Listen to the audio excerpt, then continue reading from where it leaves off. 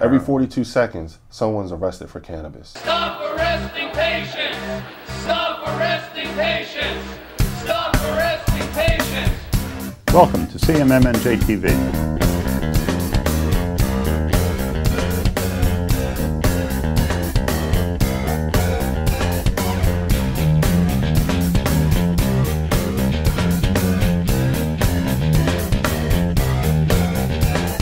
Every 42 seconds, someone is arrested for marijuana. I'm Ken Walski, Executive Director of the Coalition for Medical Marijuana New Jersey. The mission of our organization is to educate the public about the benefits of marijuana. Marijuana is a safe, effective, and inexpensive therapeutic agent for a wide variety of diseases, symptoms, and conditions. No patient should suffer needlessly without it, and no patient should ever go to jail for following the advice of a doctor. Join us and learn more about the exciting science of medical marijuana. Welcome to CMMNJ TV. I'm Ken Walski, Executive Director of the Coalition for Medical Marijuana New Jersey. I'm here in the Princeton Community TV studios today with the President of the Coalition for Medical Marijuana New Jersey, Jim Miller. Hi, Ken. And with veteran Leo Bridgewater. Joe, Ken, good morning. We don't normally have two interviewers, so. Yeah, that's why I was. Well, thank you so much for coming to the studio today. Yeah, Thank you for I having insisted I barged in, so. So Leo has been very active. You've been very active in marijuana reform in New Jersey. We're so grateful that you've taken this role on, Leo.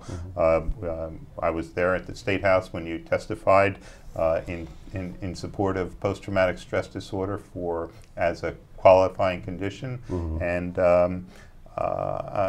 you gave very powerful testimony. And I'd just like to back up a little bit and tell us a little bit about your background. You're a Trenton resident, and you're from Trenton, and you spent some years in the military. Is that right, Yes, Leo? sir. Ken, again, for your listeners and audience, my name is Leo Bridgewater, and I was born and raised right here in Trenton, New Jersey. I graduated from Trenton Central High School in 1994. I was part of the first 9th grade. I attended St. Augustine's College and subsequently spent 7 years in Raleigh, North Carolina. Entered into the United States military in November of 2001.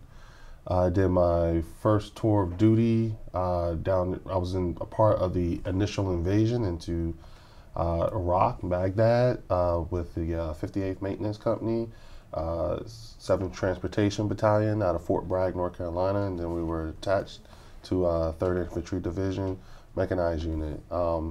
My second tour was with the NATO training mission in Iraq, where I worked directly for General David Petraeus and Admiral Mike Mullins, and our job was my first tour we were there to tear the place up. My second tour, we were there to build it back up. How about that? So it was surreal when I went back, and subsequently I've done multiple tours after that. I ETS out of the Army. I was separated from the Army in November of 2006, and immediately started working for the Department of the Army DA headquarters at the Pentagon. Oh. Was there for a couple of years, and then left there and went to work for a company called ITT Systems, where I worked was stationed at Camp Victory in Baghdad, and then left Camp Victory and spent 3 years at Joint Base Balad in northern Iraq, which is that base was famous because it was called Mortaritaville. Because of the amount of mortar rounds we took in. So you went back to Iraq as a contractor? DOD contractor, correct. Department of Defense contractor. Yes, yes. And so from that point on, it's just, everything, my entire career has either been working in the Army or working with the Army. What got you in this room here now then? I mean, is there somewhere between that and now you became somewhat of an advocate / activist for medical marijuana? What was your first personal experience with medical marijuana? I understand you have a registration card. You're enrolled in the program. I am currently enrolled in the New Jersey State Medicinal Marijuana Program for my knee injuries that I received during my military career. But what really got me going is that I am if we were related, I'm the relative that would be raising all kinds of hell in the hospital on your behalf if you were ever incapacitated. I'm that one. I'm the one that's fighting for you. That's the type of person I am. That's a good relative to have. Yeah, but we all know him. Hey, what's this medicine for? Make sure his name is written. Where's his wallet? We take care of everything until you can start to talk. So when I fight for you, I fight hard. I go real hard. I only know one way to go, especially if I love you, and it's from that place that I'm coming from, because Dr. Cornel West once said, and I believe it, he said, justice is what love looks like in public. And so for me to express my love is to go, to have this, being that I had some very personal experiences. That would explain why you're an activist, advocate, and you've already got yours. I would imagine the compassion that extends towards other veterans that you have is probably a driving force in that. No? Well, we couple that with, I had three friends attempt suicide, and 2 of them were successful. And and I personally had a hand in helping to save one. And these are 3 people that I love, whom I know. I can't help but wonder if they had access to this. Maybe it wouldn't have been such a close call with Sergeant Alvey if they had access to this. Maybe maybe Mikey and Chris would still be here if they had access to it. I can't help but and to know that this is what is out there for us, what is being prescribed, is actually something that could add to an already big problem that we have, particularly on the local level in the city of Trenton, which is opioid addiction. The problem with PTSD, of course, is that more Iraqi veterans have committed suicide than were actually killed in the Iraq War. So that's... We're up to 22 a day. 22 veterans commit suicide every day, primarily because post-traumatic stress disorder is so poorly managed by the traditional pharmaceutical approach. And many more die of risky behavior due to their post-traumatic stress. Correct. And right. The therapy that they give doesn't treat the post-traumatic stress disorder. It treats symptoms of it. It treats the depression. They try to treat anxiety associated with it. Or they try to help people go to sleep because of the nightmares.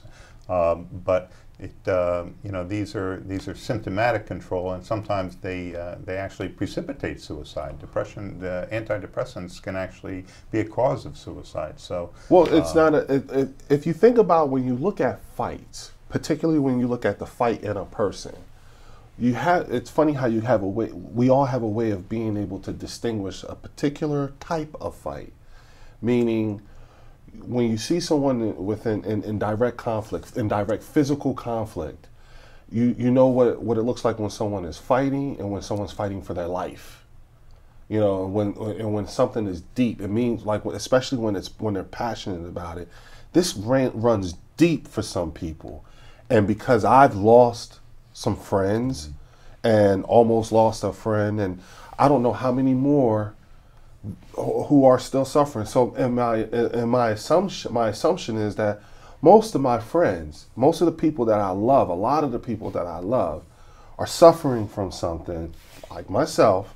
And the conventional fix right now is not the way that we should go, because it adds to a bigger problem, which is opioid. So when you're fighting for people you love, that's a whole nother type of motivation. That's that type of motivation where, for most citizens, they say things like, thank you for your service, and we appreciate all your sacrifice, and so on and so forth, but are completely objective or subjective to my issues that I came home with, because it's not personal for them, unless it's a family member. And you have the personal experience of having medical marijuana help you. Yes. Because it was prescribed legitimately for your knee, you have that personal experience of having it help you with your own. Right. So if I can save them, if I can save them from going. If you talk about how it affects you, it's like an off-label effect. It's not why you were awarded the card, where others with post-traumatic stress aren't. So, you know, for any law enforcement who feels aggressive right now, he's a legal card holder. He gets to say what it's like with any post-traumatic stress you might have. Have you found it to be a benefit to you in that way? Yes, I have, and it's even funny. I have had a number of conversations with law enforcement, with police officers. Just had one 2 days ago at Wawa, and these police officers, and time again, they're all the ones that I've spoken to. Not all of them, I can't, you know, but the ones that I've spoken to overwhelmingly are saying, you know, you should have it. Matter of fact, everybody should have it. I even had one guy tell me, I want it.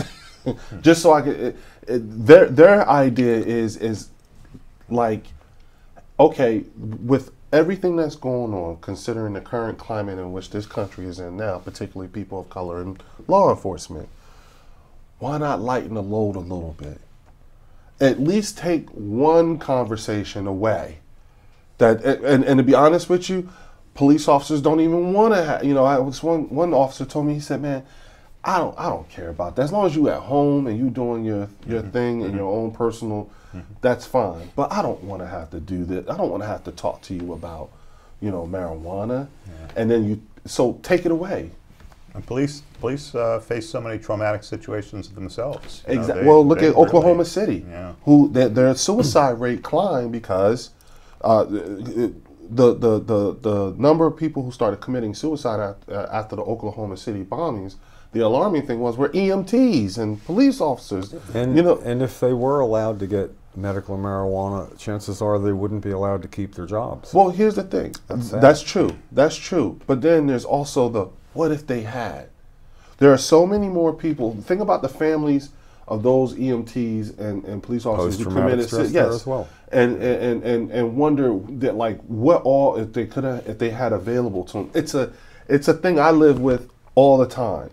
And so, because I only know one way of doing things, which is the Army way, which is to go really, really hard, hence how I dove into this whole situation. Because we met at the What was the first bit of advocacy or activism in cannabis?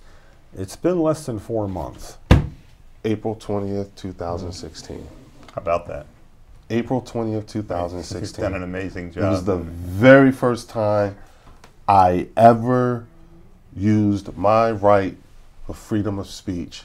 You've testified in committee since then? Since then, I've been in, you went to 3 months. Yeah. 3 months. You went to the first meeting of the advisory board on adding new conditions. Yes, got a chance to meet the review panel. You were one of the first people to speak to them. So you stand as a good example that you can jump right in, and there's no reason why anybody else who has a personal stake in it should not. In a relatively short time, you've gone a pretty big circle already. Yeah, and others could do that as well. And the thing is that when I love the fact that I get this, this is the first time. Not only was 420 my first time ever speaking on it, but in these 4 short months that I've been advocating, it's the first time that I've ever stopped to take a look back at my career thus far. Because I've always been in the process of continuously moving and doing and doing and doing.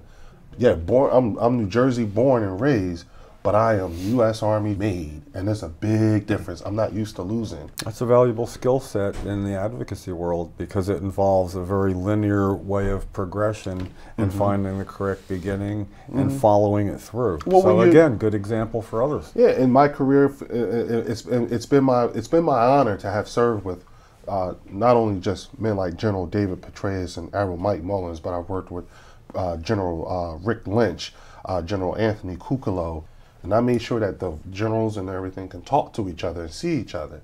So by virtue of my job, I had to be in the room with these people.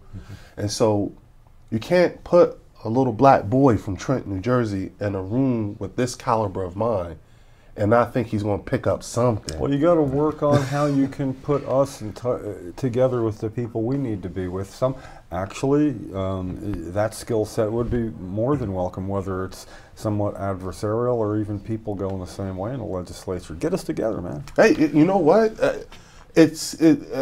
I'm surprised it hasn't, and that's what I'm still trying to do an assessment of. You know, what all I have to deal with here, because see, here's the thing, and Ken can attest to this. We're fighting a battle on two fronts. One is with the state and trying to get things done, but then Ken and I, who are residents of the city of Trenton, that's a whole nother front. They're happen to be in parallel in a lot of cases, but then there's those points where it goes off in a different direction. Yeah. And we'll talk about what your plans are for Trenton in a little bit, but first I want to also mention the legislative testimony that you gave both in the Assembly Committee for the Bill A457 and in the Senate Health Committee for the Bill S2345. I just want to compliment you on how powerful your testimony was, Leo, really, and how persuasive it was. And to remind you that, and these were bills to add post-traumatic stress disorder to as a qualifying condition. Yes. Now we're pursuing this legislative approach to add PTSD because, for one thing, we already approached the health department and we asked them if they would not add PTSD as part of a petition for rulemaking, which is part of the regulatory process, but they turned us down. So how powerful your testimony was, and how even though the New Jersey Psychiatric Association testified against adding PTSD as a qualifying condition, that your testimony overrode their testimony and the committees voted it out of committee. So I just want to let you know how much we thought of that. Thank you, and I think what was key in that was the senators being able to hear from the horse's mouth. Right. You know, right. You know, it's different when you're hearing it from someone. I play, so your listeners know, I actually opened my my testimony by telling a little bit about myself, and then I wanted to I played a recording, and it was the recording of a battle buddy of mine, Sergeant James Alvey, who was just thanking me for having helped talk him off the edge. And what it meant and where he was at this point, at this stage. Long voice message. And I remember when I first got that message, my first thought was, praise Jesus, he's still here. And, and I cried, and, just knowing that he was okay. And I thought, if it had that effect on me, I wonder what that would be on the powers that be who need to hear this. Because, I understand in politics today, especially from a former soldier who only has been on the sidelines watching, and trusting, the government, our government, to make the right decisions based on who you put in. Seeing them actually hear it from the horse's mouth, and rather it not be, with a innuendo or a hidden agenda, they were uncomfortable. It was very uncomfortable. I was watching their posture and the way that they handled themselves and the way they were looking and just listening. And it was a very uncomfortable thing to do. And in my opinion, based on, my previous experiences, particularly in the military, is that you want that. That's the best way to shake things up. It fosters that uncomfortableness, particularly in this manner, fosters the environment for receptive. Yeah, it allows a change to happen. I might point out that when you testified in the Senate committee, that the 2 of the 3 no votes, if not all 3, were not present for to actually say to your face or anybody's face, I vote no. Yeah. They can leave and leave their vote there, and the chairman of the committee will then read that vote for them.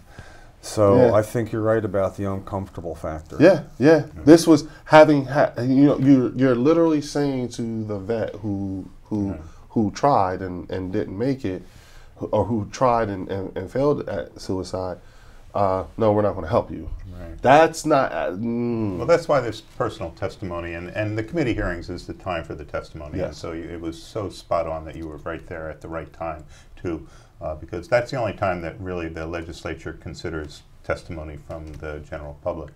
And that's how our bill got passed into law in the first place, the Compassionate Use Medical Marijuana Act. So many patients came to these legislators and they told them their personal stories. They waived their confidentiality and they told the intimate details of how, you know, how they were suffering and how marijuana helped them. And that's how we got medical marijuana passed in the first place. And this is how we're going to get post-traumatic stress disorder and other conditions added to it. And we are. When patients like yourself come forward and speak.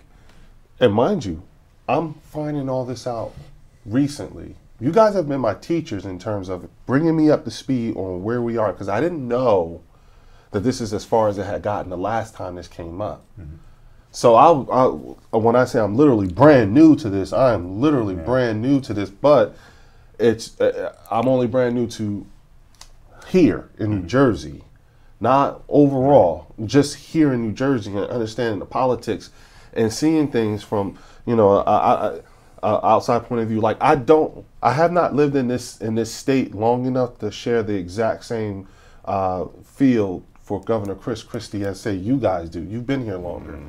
I've seen his, I have seen the effects of his decision making and lack thereof, but I don't share the same anger like you have.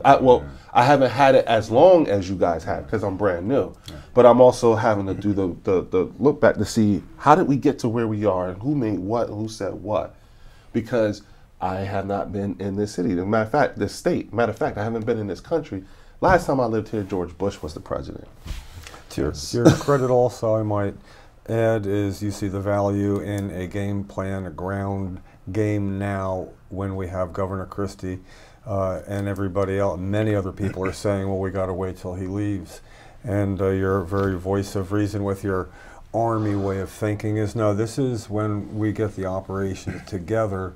We don't put it into action maybe till then, but you understand the value of the groundwork and are willing to do it. So, and that good example again. Yeah, and think about because of my previous experience, especially my second deployment to Iraq. I was there when the Iraqi people voted for the first time. I was there to see the Transitional National Assembly take its seats. I was there during the Saddam Hussein trials. I helped build the server room in the NATO headquarters in Baghdad. I was all that. I ran some crazy missions. The point in all that is to say that having come back here, looking at things particularly on a local level, this all looks familiar to me. Yeah. This all looks familiar to me. The city looks familiar to me in terms of I've seen this before, and I also have seen what the fix is. And so when I'm used to, it's you know what it's like when you know you're right and some people are just wrong, and that actually rarely happens sometimes for us, particularly us husbands. You know, when you as a husband, you ever catch you actually are right and your wife's wrong. Oh my God, that's how I feel in this regard. Can't admit that. Yeah, and she doesn't want to tell you, but you know you're right. It's in this regard too. When I'm looking at, you know, wait a minute, there's a very viable fix here, and you have it. It's in your face. So it lends to that, you know, that feel I have as far as being fed up with oxymoronic politics.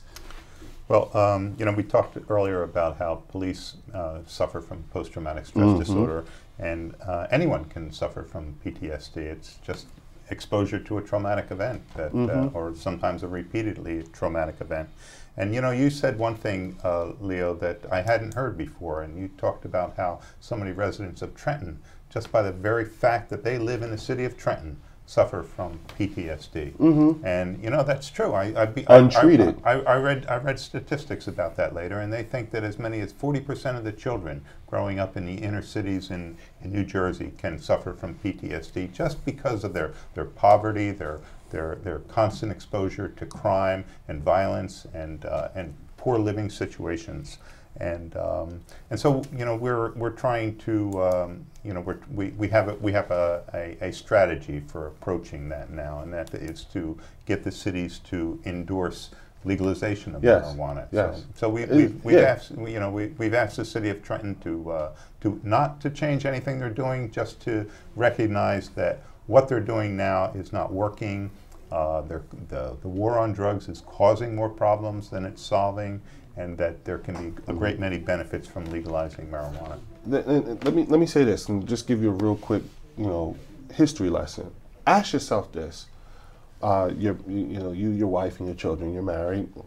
Someone comes, snatches the four of you up, you and your wife and your two children, and they lock you up and grab your wife, rape your wife in front of you, and sell off your children. Where's the therapy? There's no therapy. There's no coming back from that. Yeah. Where's the therapy for you? Where's the therapy for your wife? Where's the therapy for your children? Now imagine that happening for hundreds of years. Untreated PTSD over and over and over again. So when it's been untreated, what has generationally now, over hundreds of years, what has that untreated PTSD, what has it evolved into over hundreds of years? Now, and then, mind you, after that hundreds of years, it continues, the burning of the crosses, the whole 9 yards. You see, untreated PTSD. We look forward to your working with the City of Trenton. We look forward to you continuing your advocacy with the legislature. And we're very grateful for your service, Leo, and your continuing service in support of marijuana reform here in New Jersey. And appreciate you coming in as always. Hope to have you back when things have straightened themselves out. Wow, and, yeah. Because that's where you're going to hit the ground running as well. Well, thank you, gentlemen, and I appreciate you for having me. And it was definitely my honor. Mine as well. For more information about the Coalition for Medical Marijuana in New Jersey, join us at our free public meetings on the second Tuesday of every month at the Lawrence Township Library in Mercer County, New Jersey, from 7 to 9 p.m. Snacks are served and all are welcome.